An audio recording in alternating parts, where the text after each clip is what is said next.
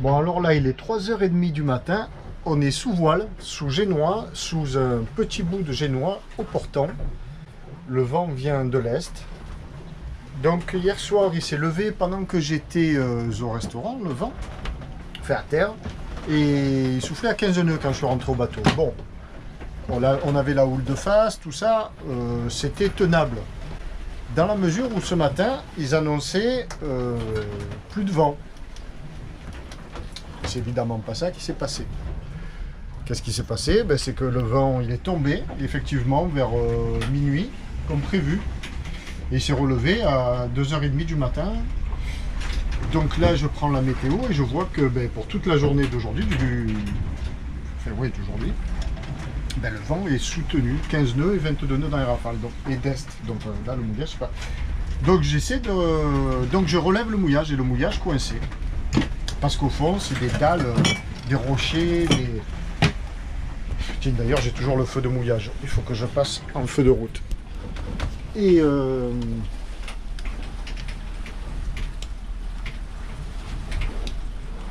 c'est le... Voilà. Et bien donc, j'arrive pas à relever le mouillage. La première fois, j'y arrive pas. Donc, je remets tout. Parce que la chaîne bloquée dans les blocs, quand la chaîne arrive à l'aplomb, eh bien, le guindeau n'arrive plus à soulever, le davier, mais le davier il est flexible, il faisait comme ça, j'ai... Oh, donc je relâche tout, je remets 35 mètres et je retourne me coucher.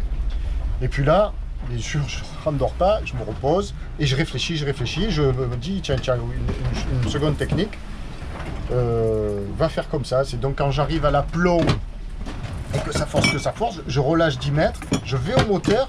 Et là, je mets du moteur, et je passe sur ma chaîne, donc, qui est bloquée en bas dans un bloc, en gardant bien les amers. Face à moi, j'avais un phare. Donc, en gardant la mer, parce qu'il fait nuit noire, hein, nuit donc, face au phare, comme ça. Et quand ça retend un peu, eh bien, donc, c'est ce que j'ai fait. J'ai mis des moteurs plein gaz, je suis passé sur ma chaîne, je suis vite, je remets point mort. Je viens vite au guindeau, et là, je vois que ça monte, Et j'ai fait 2 fois la manip. Une fois pour le remettre ensuite après dans l'axe parce qu'il part complètement en travers et là il n'arrivait plus. Et ouais, quand on n'est pas seul, quand on est tout seul, c'est pas évident, mais il faut trouver les techniques. Bon, j'ai bien hurlé yes quand l'encre est montée sur le davier, j'étais très soulagé quoi, parce que je me sentais pas de passer la journée demain là.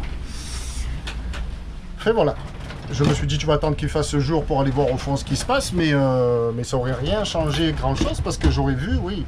Enfin, j'ai fait cette tactique et ça a marché, je suis bien content. Là, on est en route, on a 22 000 à faire, on va pas les faire vite pour arriver alors qu'il fasse ce jour, quoi. Voilà le spectacle. C'est magnifique. Ventotene, c'est là-bas. Droit, on vient de quitter. On vient de quitter il y a 2 heures. Ah, Ponza, c'est devant là, droit.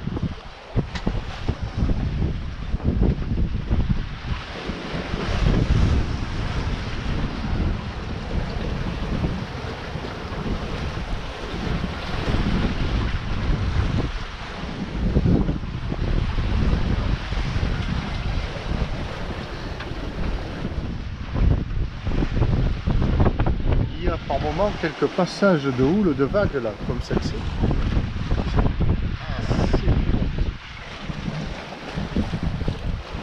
Ah, il y a de beaux creux. Hein. La mer bien formée.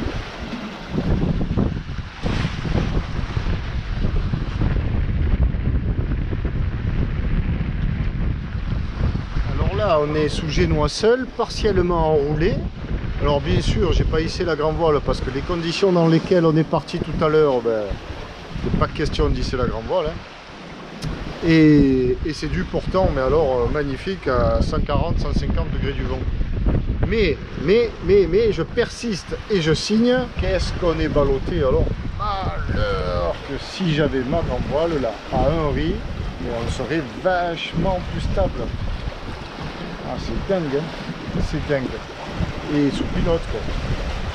Si je barre, j'arrive à le stabiliser un peu, mais avec le pilote réglé souple, ça bouge. Alors voilà, ça répond à toutes les questions quoi. Alors est-ce que c'est spécifique à Tabasco? Parce que tout le monde, en fait la majorité des navigants préfèrent naviguer sous génois seul que sous grand voile haute, que sous grand voile seul. Bon, là c'est une démonstration. Qu'est-ce qu'on bouge alors?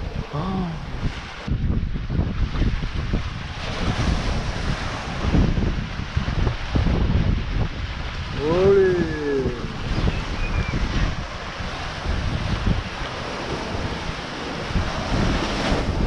On le voit qu'il y a de belles vagues là. Oh bah là, il y a même de l'eau qui rentre là. Mes lunettes! Ah, mes lunettes! Mon Dieu, mon basilic, peu cher. Heureusement que je l'avais attaché. Oh là là, s'il prend l'eau de mer, il va pas aimer. Oh, il est plein d'eau de mer. Opération sauvant le basilic.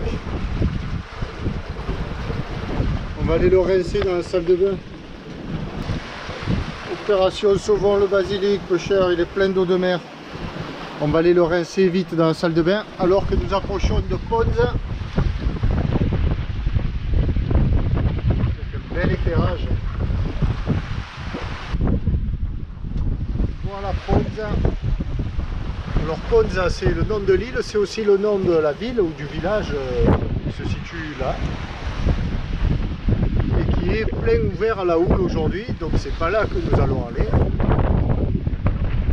Du moins aujourd'hui parce que j'aimerais vraiment y aller quand même. Demain, nous on va aller dessous l'île derrière quoi. Donc on va la contourner par l'est, là. Et là c'est encore chaud parce que c'est plein de cailloux, de rochers, entre le bout de l'île ici et l'autre île là-haut. Il y a toujours Ponza quoi, mais qui est un peu séparé. Mais là il y a plein de cailloux. Là, tous ces cailloux là, il faut passer au milieu. Ce 4 septembre, parce que nous sommes le 4 septembre, c'est chaud patate. C'est une drôle de journée d'anniversaire pour moi, parce que oui, c'est mon anniversaire. Donc c'est beau, avec ces lumières du matin.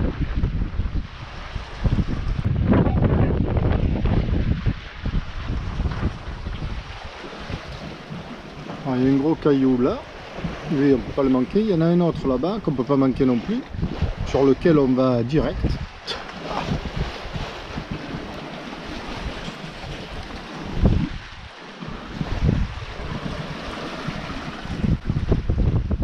Et au fond là-bas, est-ce que c'est derrière une autre île ou la même île mais qui est profonde comme ça? Il n'y a pas d'autre île derrière. Si c'est bien une autre île, ouais. Heureusement parce que je me disais putain si elle est profonde comme ça, elle me paraissait loin l'autre. Elle est loin d'ailleurs. Non, nous on va juste faire comme ça.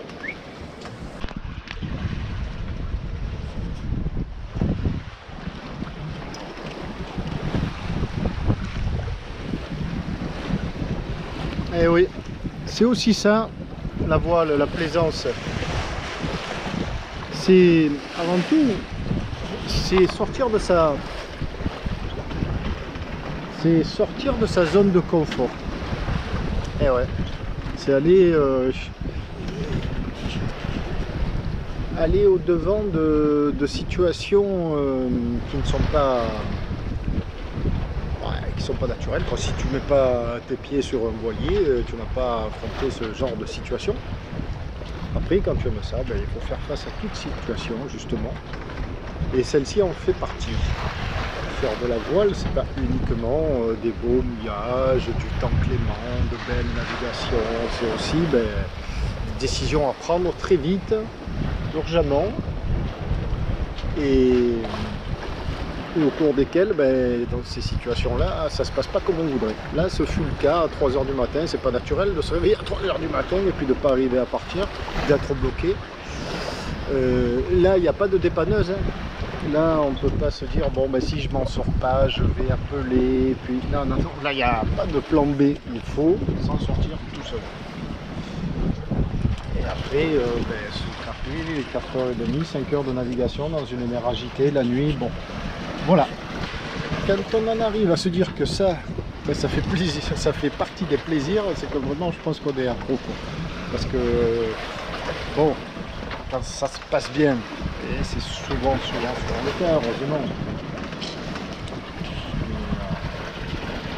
On se dit que c'est passé, quoi.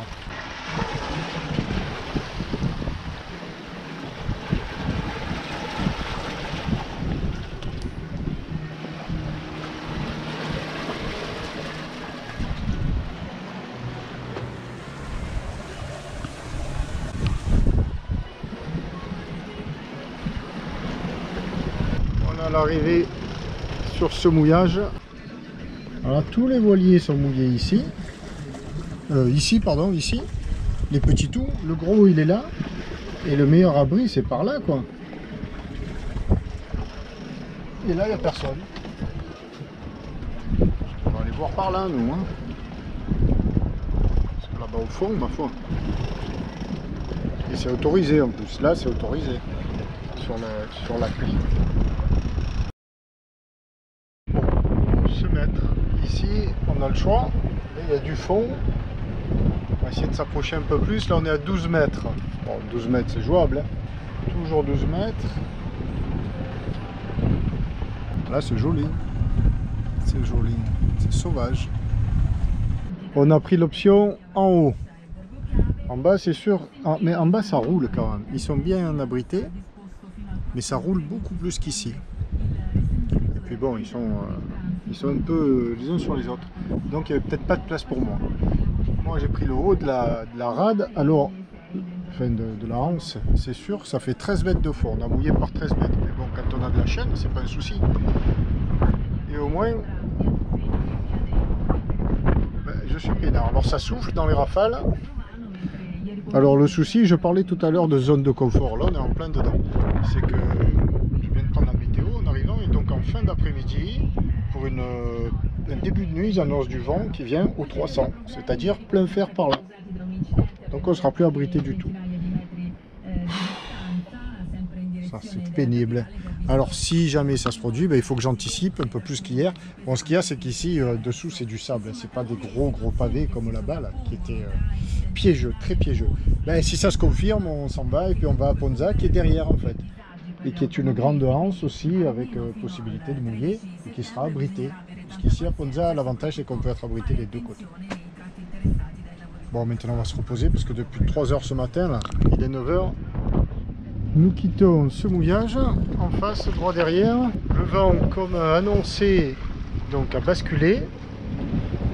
Il vient de l'ouest.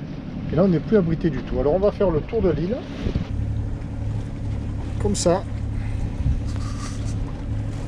Pour venir ici. À Ponza, près du village. Et puis là, on sera abrité de... Ce matin, le vent soufflait comme ça, on s'est mis là, à l'abri. Et là, on va faire le tour comme ça et on va se mettre là. Bon, j'ai préféré faire le tour comme ça que comme ça, parce que ça je l'ai déjà vu.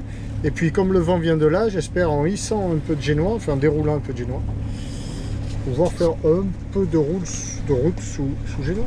On peut y aller déjà là. Et là, les couleurs de ces roches sont magnifiques.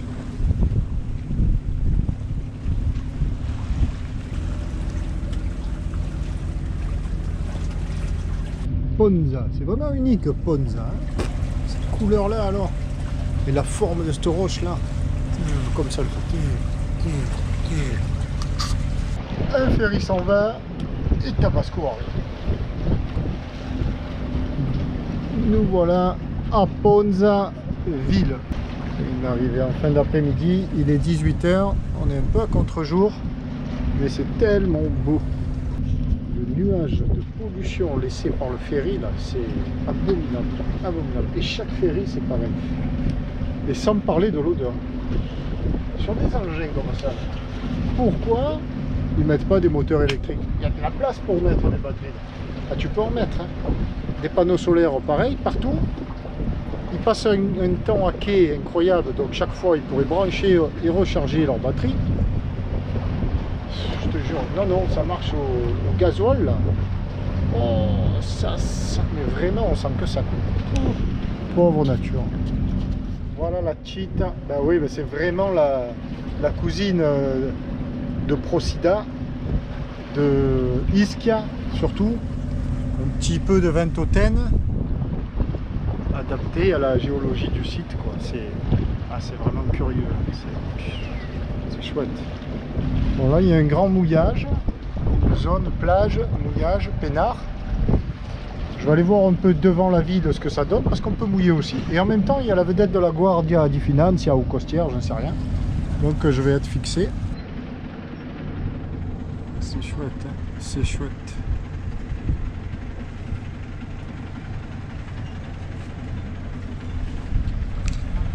Voilà les finances. Bon, ils font focus sur je sais pas quoi, sur le port là-bas. C'est pas nous qui les intéressons. Ben, je vais mouiller là. Hein. Ça ressemble aussi un petit peu en bas à Panarea aussi. Oh là là, c'est sympa. Comme il n'y a pas encore 30 mètres.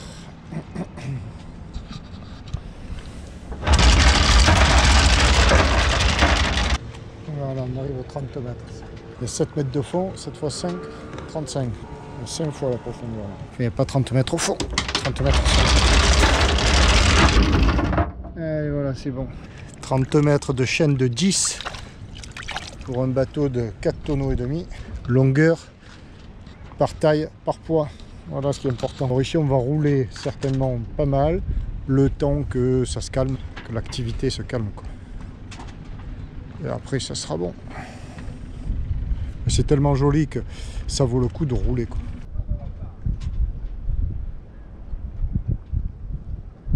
Quand je dis, je répète, de ne jamais marcher pieds nus. Voilà les effets indésirables quand on n'a pas de chaussures. Oh le gros bobo, une fois de plus. C'est la première fois de la saison en même temps. C'est assez étonnant. Une fois de plus, je me suis explosé le petit orteil. C'est pas très bien.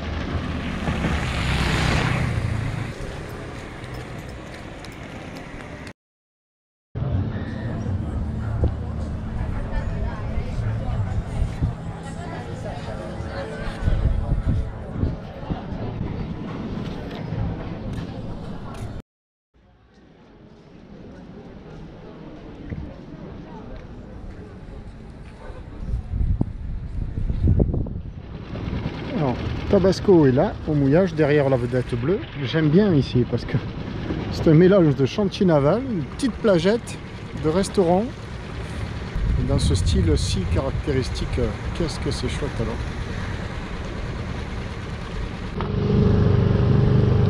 Alors ici c'est un bon mouillage, presque dans le port, on est très très proche de la ville.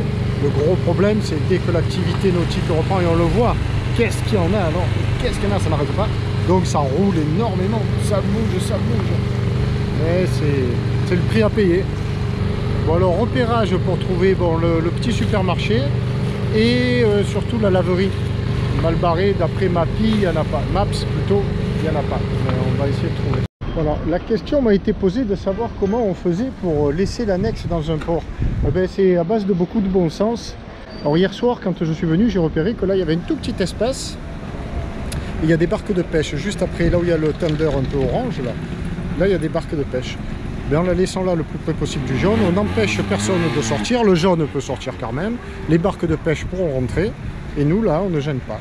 Et de toute façon en Italie, si tu gênes, si tu es là où il ne faut pas, alors on te saute dessus, on te prend la gorge comme ça. Non, non, pas là. Tu vois, tu n'as pas le... Si on ne te dit rien, c'est que t'es bon, hein. C'est que t'es bon. Allez, on va monter. Voir faire quelque chose que j'ai repéré hier soir déjà. Alors hier soir, je me demandais comment ils faisaient pour aller chercher leur bateau. Bon, c'est principalement des bateaux de location. C'est pas compliqué, il n'y a pas de fond. Le monsieur là-bas, il est à pied, il pousse les clients, il rabat le moteur, tranquillou. Le monsieur il va chercher le sien, là, sûrement. Là-bas aussi, il amène des clients. C'est pratique, pas de fond. Voilà, la vie quotidienne en bateau, c'est ça aussi. De temps en temps, il faut faire un peu la lessive. Alors on en fait un max en nave, tout ça, mais quand on fait une journée d'étape, comme c'est le cas aujourd'hui, eh ben, j'ai pris contact. Et là, il y a la macelleria. Donc c'est on ne peut plus pratique. C'est juste en face. Bon, pour là. Non, c'est là-bas. Là-bas et... Oui, je me trompe. Macelleria, c'est la pâtisserie. C'est à Lavin et Ascouch. C'est pas pratique ça, juste en face. Là, je viens de m'emboucaner, mais gentiment, avec... alors, ça, ce sont des pontilles, comme ils disent, qui sont privées. Donc, je viens de lui demander, est-ce que je peux venir une demi-heure, 20 minutes, m'accrocher pour aller faire les courses? Parce qu'effectivement, il y a le supermarché là, et c'est hyper pratique. Eh ben, il m'a dit non, c'est pas possible. Heureusement, il y avait son copain qui parlait bien anglais, et j'ai dit, mais pourquoi c'est pas possible? Alors, je lui ai clairement exprimé le fait que nous, Français, entre autres plaisanciers, on n'aimait plus venir en Italie. On adore les Italiens, on trouve le pays très joli, les îles très jolies, mais on n'aime plus venir. Et on fait en sorte de plus y venir, quoi, parce que c'est tellement pénible. Je lui dis, mais vous êtes pénible. Alors on a eu une conversation très intéressante. Bon, il démordait pas le boss là. Et puis à la fin, il m'a dit, oui, allez, venez, venez. Quand il a vu que j'étais casse-pied, il a dit, lui, pour m'en débarrasser, je vais lui dire, ok. Mais, donc voilà, je lui ai dit, mais c'est infernal en italien. Alors, il me dit, mais s'il me donne un peu d'argent, je dis, mais vous pensez qu'à l'argent en Italie? Mais c'est pas possible. Moi, je vous demande un service. Et vous me parlez d'argent. Je dis, mais je vous donnerai pas d'argent, je viendrai pas. Je lui dis, sur la plage, je peux ici. Il me dit, ah ouais, sur la plage, laisse. Il s'en fout. C'est quand même, hein. Sur la plage, il y a des baigneurs. Moi, ça m'embête de laisser mon annexe sur la plage, alors qu'un ponton, c'est tout approprié. Alors, je lui dis, mais pourquoi? Pourquoi par l'argent? Vous voulez de l'argent? Mais il me dit, parce que si je vous autorise à vous, après j'en ai 100. Je lui dis, mais arrêtez-vous de me dire n'importe quoi. Il y a 5 bateaux au mouillage. 5. On ne va pas venir tous les 5 en même temps à votre ponton. Enfin, voilà. L'explication fut un peu... Je leur ai dit un peu ce que j'en pensais. Alors lui, le pauvre, bon, il était là, c'est tombé sur lui. Hein, mais bon, poliment, gentiment, avec le sourire. Mais voilà. Et le gars là, qui était son pote, hein, il me dit, mais je le sais, est-ce que vous me dites, et c'est regrettable, hein, pour nous Italiens, c'est regrettable, mais j'en ai conscience. Mais c'est les mentalités, il me dit, sur cette île, on est sur une petite île, elles sont assez étroites. Je lui dis, mais c'est pas que sur Ponza. Hein. C'est partout en Italie, partout en Sardaigne, en Sicile, on rencontre ce type de problème. Il était navré, le pauvre Gugus. Enfin voilà, j'ai pas filmé, il a mieux valu que je filme pas, parce qu'il n'aurait peut-être pas apprécié. Et bien sûr, je me suis régalé de lui dire, oh, je vais la laisser là, et puis je le ferai à pied, ça, parce que je vais pas y laisser, mon ami, c'est pas possible. Non, je vais la laisser là, et je le ferai à pied, les quelques mètres. Je vais pas aller pleurer encore. Je me suis bien sûr régalé de lui dire, mais je viens de Grèce, vous savez. Et en Grèce, ils sont gentils partout. C'est, mais bien sûr, allez-y, où vous voulez, on s'en occupera, ne l'attachez pas. Voilà, ça c'était la mentalité grecque. Et vous alors, vous en êtes très très loin, j'ai déjà en Italie. C'était... Mais le copain m'a dit, je comprends. Et l'autre, il avait l'air de s'en foutre de ce que je disais, le boss. Enfin voilà, fin du chapitre. Ici c'est très joli. Et le mini Tabasco. Que c'est chouette. Bon, maintenant on trouve une terrasse avec du bon wifi là. On va essayer de travailler un peu. Voilà, je me suis mis un peu au calme en terrasse au bord des jeunes. Hier soir ici avec des jeunes. Oh, le restretto, c'est un vrai restretto. Wow. Et là c'est... bon, il y a un monsieur qui vient d'arriver. Bon, le wifi, il m'a dit que sur l'île je ne trouverais pas de bon wifi. Mais il était sympa, je dis ça fallait, je m'arrête chez vous.